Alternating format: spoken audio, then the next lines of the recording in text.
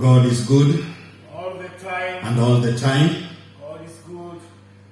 Thank you very much. It is another Sabbath that we have before the throne of grace. And today we thank God because we are once again in the presence of God. Hallelujah.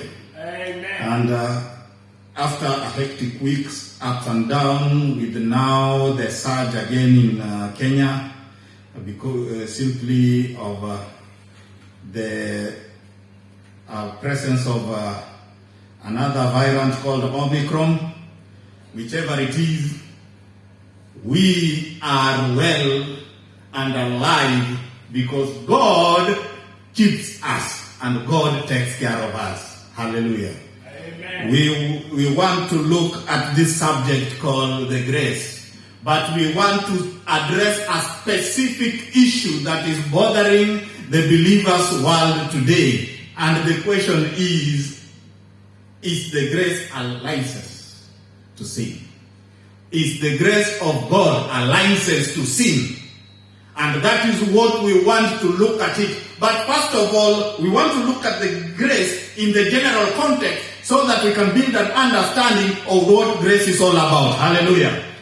No wonder today our key text is in the book of Acts chapter 15 verse 11, which says, "No, we believe it is through the grace of the Lord Jesus that we are saved just as they are."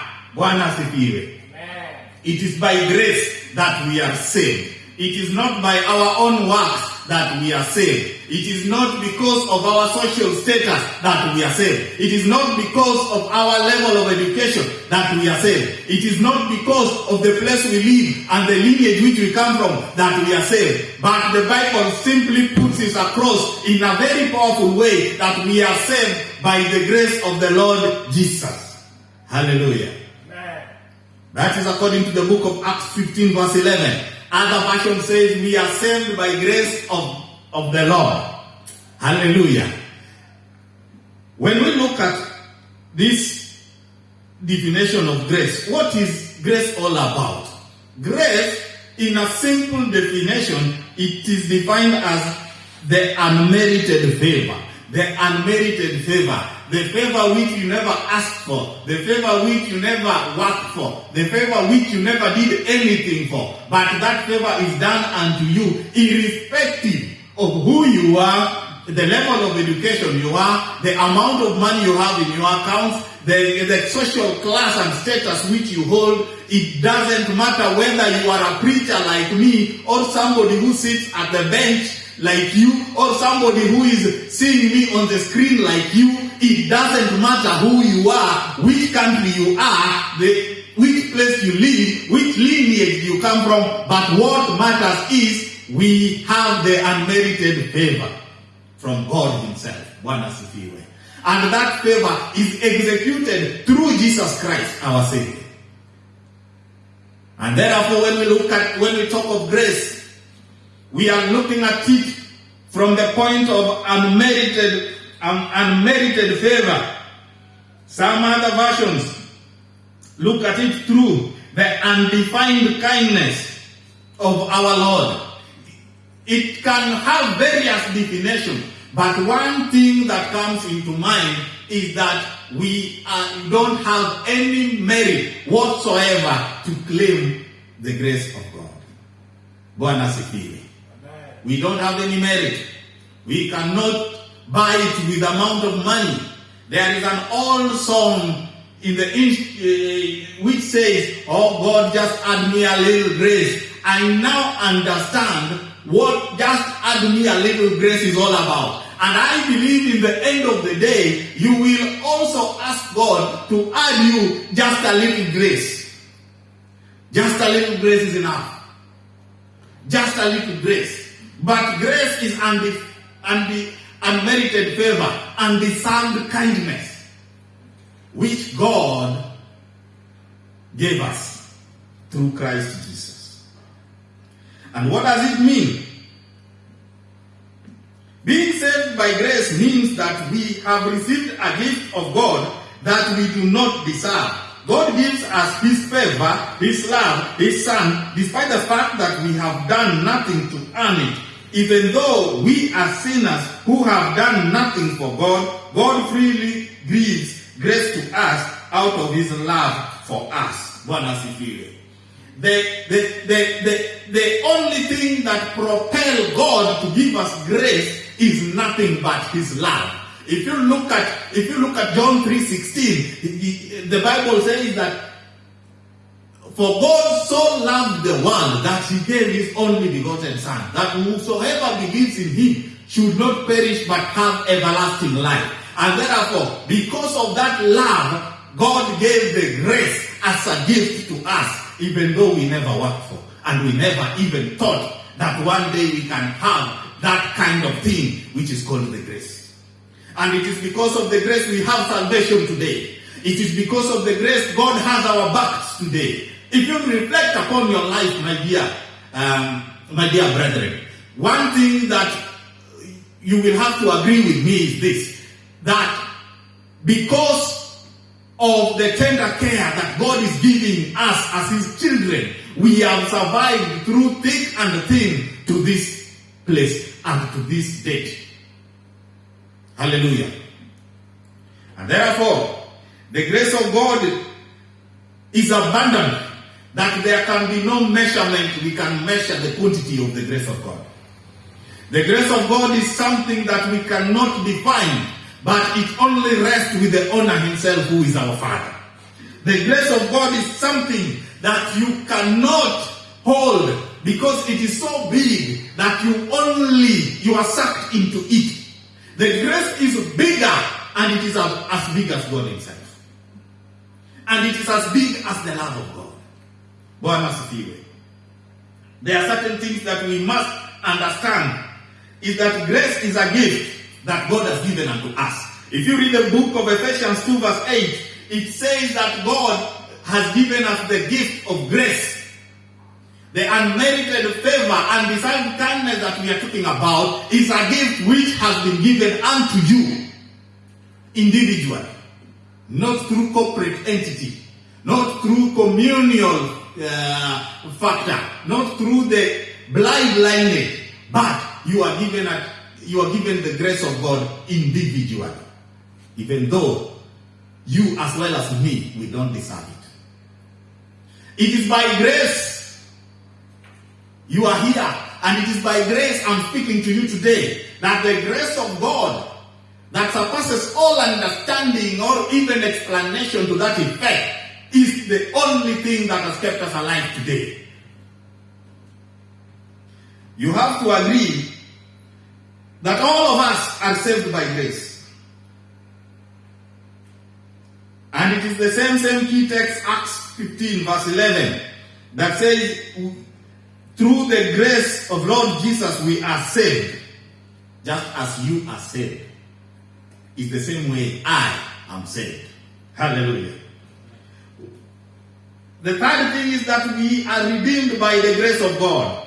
If you read the book of Ephesians 1 verse 6 to 7, it is by grace. That is why Jesus went to the cross and obtained eternal redemption for us as His children, as the children of God. That is why when we sing this song, we are redeemed by the blood of the Lamb. Indeed, that song is explained and it is given a deeper meaning, and the source of that redemption we are talking about through Ephesians 1 verse 6 to 7. We are indeed redeemed, and we are redeemed through the atoning sacrifice of Jesus Christ by the unmerited favor that God has given us, which is called the grace.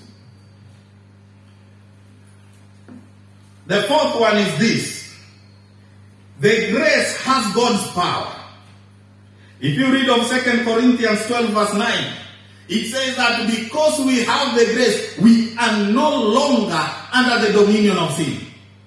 But now, if you are under the dominion of a given master, and then a new master comes, for you to claim allegiance to the new master, that means that the current master must be blotted out of your existence. And therefore, when grace came and saw His salvation, It killed the power of sin in our lives. And when we were atoned for and we became the children of God, we can never do the bidding of sin, and we can never do the bidding of the demonic host. We can never do the bidding of ancestral spirits, but we can only do the bidding of God himself through Jesus Christ. Bwana asifiwe. And therefore we must understand that the grace of God, which is propelling the salvation agenda through the love of God and the atoning sacrifice of Jesus Christ, is what has made us who we are. We are the children of God not because that we deserve it, not because that we are in a given lineage. No, we are the children of God by the grace of God himself, not by our own work, not by our own things, not by our own money, not because of our own educational status, not because of our own social class and status. It is by grace of God. That is why we are standing here today to proclaim the gospel of God. Look, and let's be real. The grace of God carries the whole package of salvation. The grace of God carries the whole package of the Holy Spirit and his power. The grace of God carries the whole package as far as our lives in this world and the life to come holds.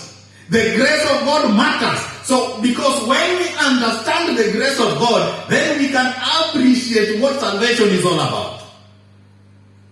Yes, we are in the dispensation of grace, but one thing that we must understand is this.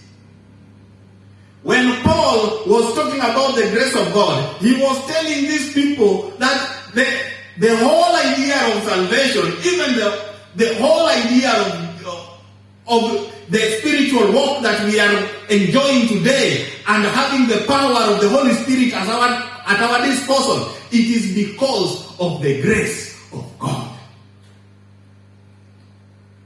It is nothing, absolutely nothing that we enjoy from God in this world, but we enjoy all this because of the grace of God. Therefore, when we appreciate the grace of God, our lives are aligned to the will of God.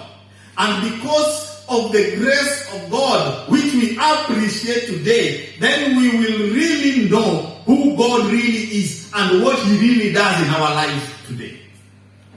It is by grace that we are alive in the middle of the pandemic. And I'm telling the whole world, if it was not for the grace of God, then the world could have been wiped out today. If it was not by the grace of God, then you and me could not have survived to this day. If it is not by the grace of God, then I don't know how our future will hold. I don't know. The author says that once your life is gone, then you enter into a state of annihilation. It is over. It is done. Kaput.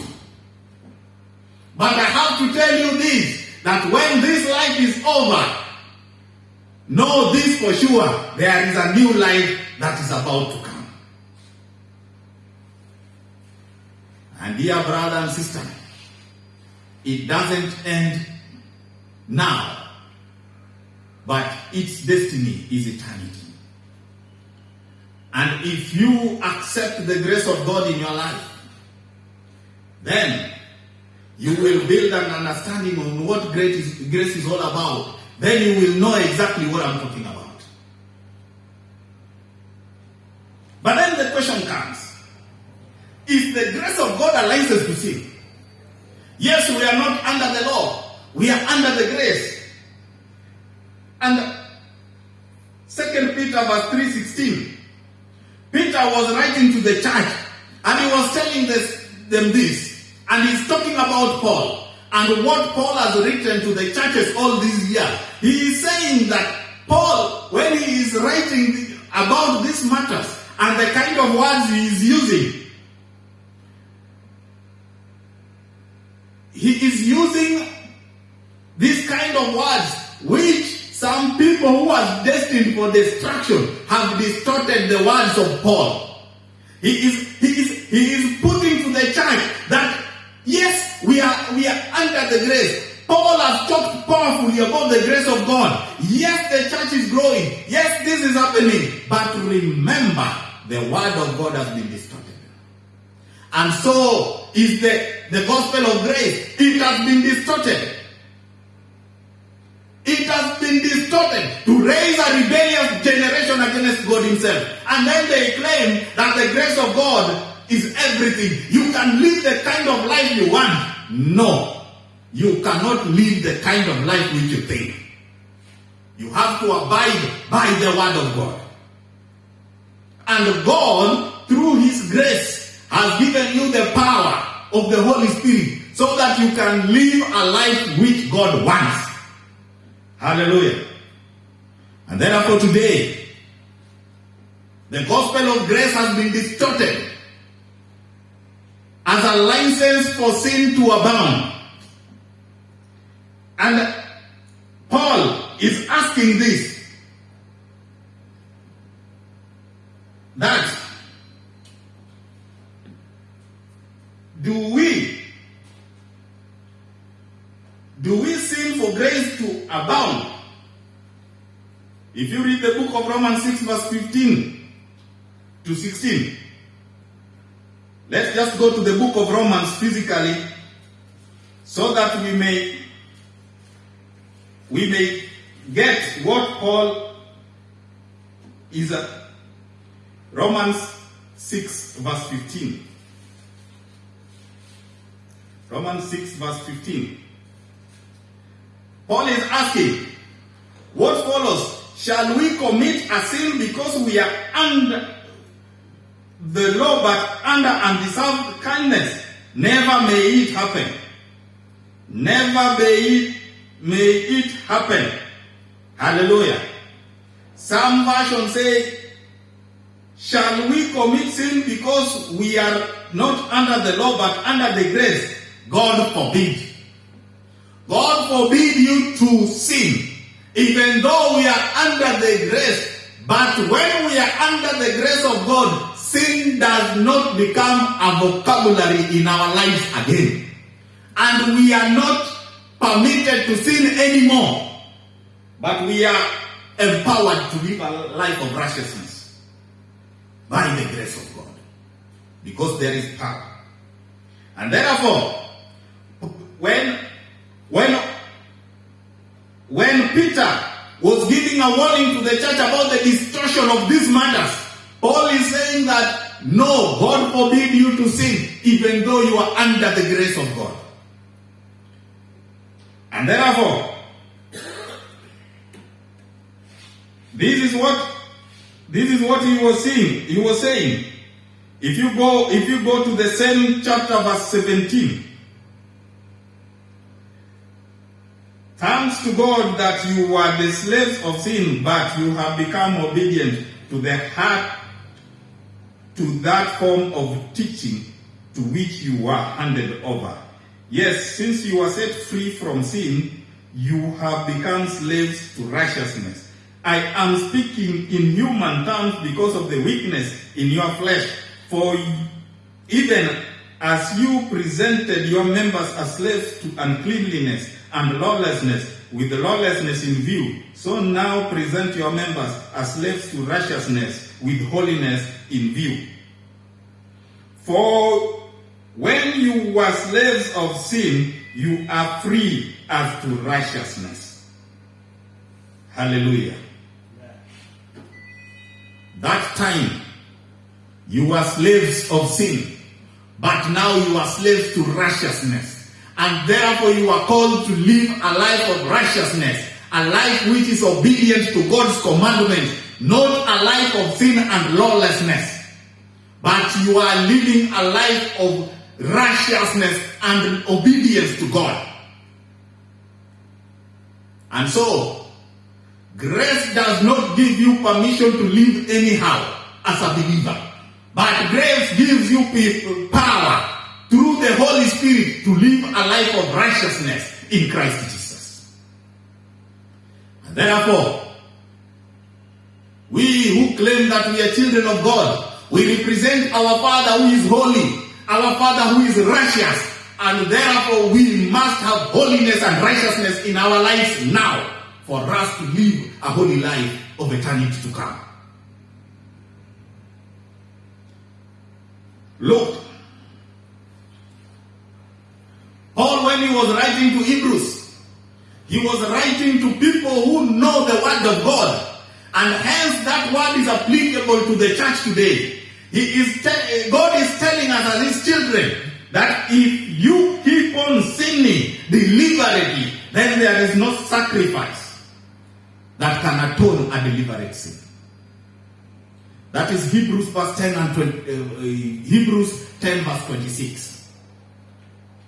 And so, using the grace of God as a license to sin is demonic.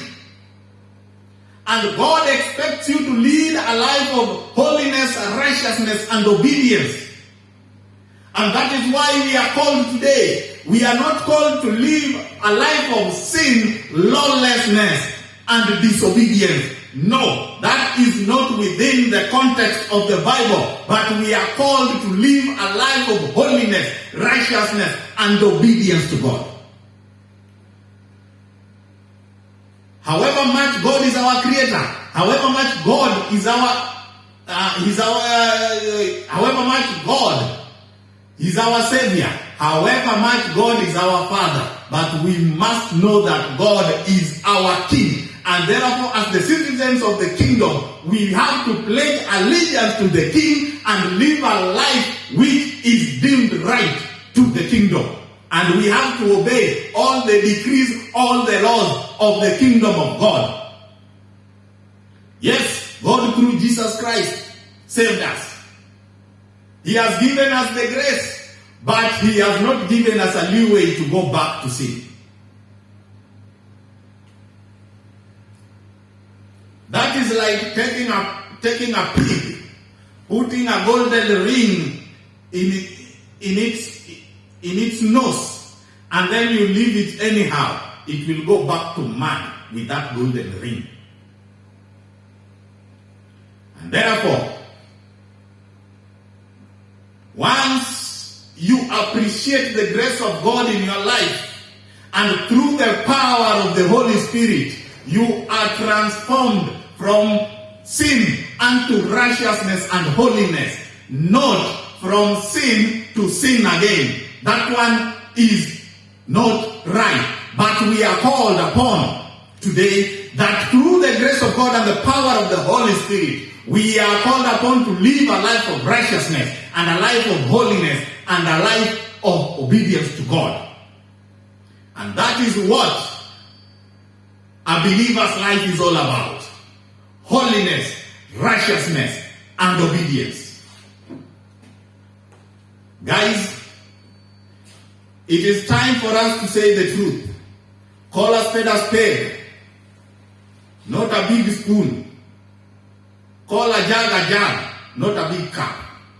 We have to speak it as it is, so that by the time you make your eternal decision, you make your eternal decision when you have your facts right, and when you have everything right. As I conclude today, the grace of God is there for our own good. The grace of God is there for our own salvation. The grace of God is there for our own eternity. The grace of God is there for our own redemption. But the grace of God was never there as a license to sin. And therefore all of us, we must understand this, that when you go about sinning after knowing the truth, there is no more sacrifice that can atone to a deliberate sin. But mark this, a deliberate sin, there is no sacrifice. You have to pay it. But